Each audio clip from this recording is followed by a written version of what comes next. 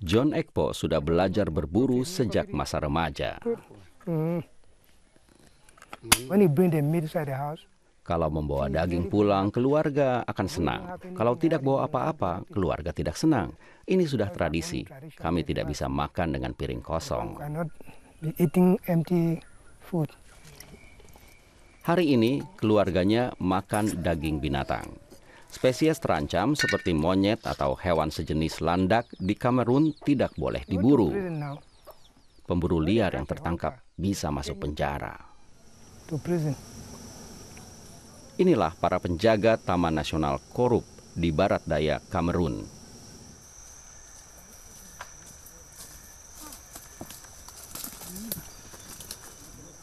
Bagi Brenda Mu, ini adalah peluang untuk berkarir. Dia berasal dari perkotaan. Tidak ada di keluarganya yang memburu.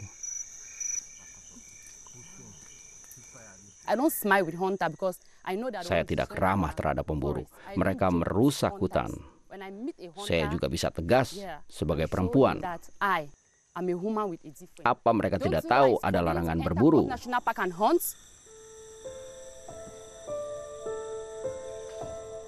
Sejak berabad-abad, penduduk tinggal di kawasan Taman Nasional dan berburu hewan hutan tropis. Tapi sekarang makin banyak spesies terancam punah, jadi peraturannya diperketat. Pekerja NGO memasuki hutan bersama para ranger. Dengan kamera mereka ingin mendokumentasi populasi yang terus berkurang. Khususnya monyet. Seperti simpanse dan mandril yang terancam.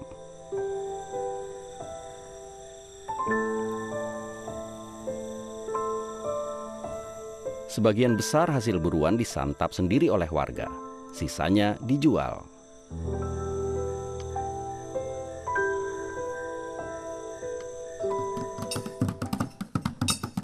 Di Desa Erat, Kepala Taman Nasional datang berkunjung.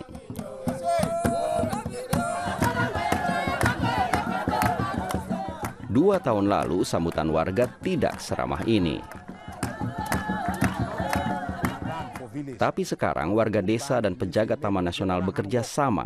Warga menghormati peraturan dan ada imbalannya. Desa mendapat listrik tenaga surya. Kali ini warga yang jadi fokus. Untuk pertama kalinya, kami dilibatkan dalam setiap langkah. Kami diyakinkan bahwa ada cara lain untuk mendapat penghasilan dari Taman Nasional ini. Mereka bersama-sama menentukan zona khusus dan menandainya dengan papan petunjuk. Tampak jelas batas hutan lindung dan hutan masyarakat yang boleh diambil kayunya. Di hutan masyarakat, warga juga dibolehkan bertani. Faktanya dimanapun juga, melindungi lingkungan tanpa dibarengi upaya menyejahterakan penduduk lokal tidak akan berbuah banyak. Beruntung aktivis lingkungan di Kamerun punya segudang ide untuk mengembangkan perekonomian warga tanpa mengorbankan satwa dan habitatnya. Ini sebagian warga sudah berhenti berburu dan berbalik arah menjadi petani. Tapi tidak semuanya bisa diyakinkan tentang program baru tersebut.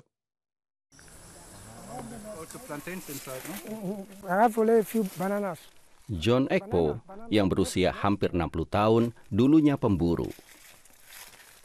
Sekarang dia menanam kakao, pisang, dan mangga. Aktivis lingkungan berharap dia bisa meyakinkan pemburu yang lain.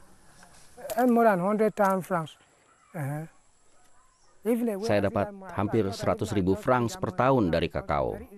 Bisa lebih banyak lagi. Panennya sangat mudah. Buah dipecah, ambil bijinya, jemur, lalu tinggal dijual. Lebih mudah ketimbang berburu.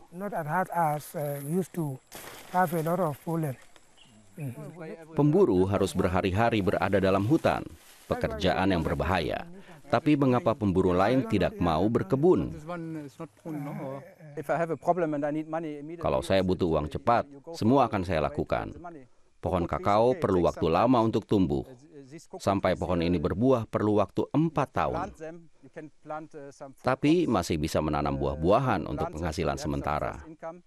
Jadi memang ada waktu lama yang harus dijembatani.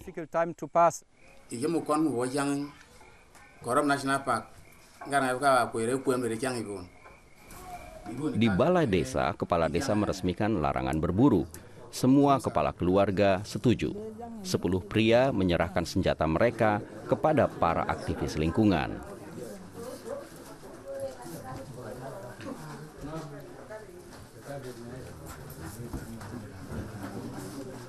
Dan mereka mendapat imbalan, yaitu 10 sepeda motor. Showing green and red. What does it mean? Here in the dashboard. Pria-pria ini diajari cara mengemudi motor. Nantinya mereka bisa mendapat penghasilan sebagai tukang ojek atau sebagai kurir.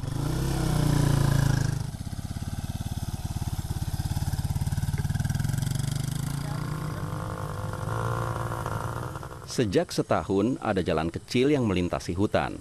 Erat sekarang terhubung dengan dunia luar. Dulu untuk mencapai desa ini perlu waktu 6 jam berjalan kaki dari desa terdekat. Di musim hujan, sungai meluap.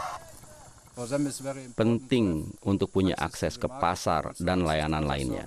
Barang kebutuhan bisa masuk ke desa, anak-anak bisa lebih mudah ke sekolah atau ke dokter, dan masih banyak lagi.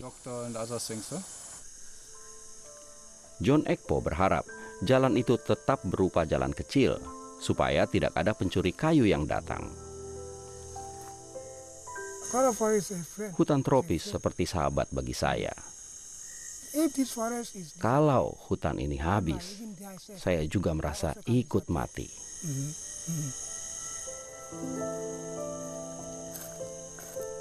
Rasa memiliki adalah perlindungan alam yang terbaik.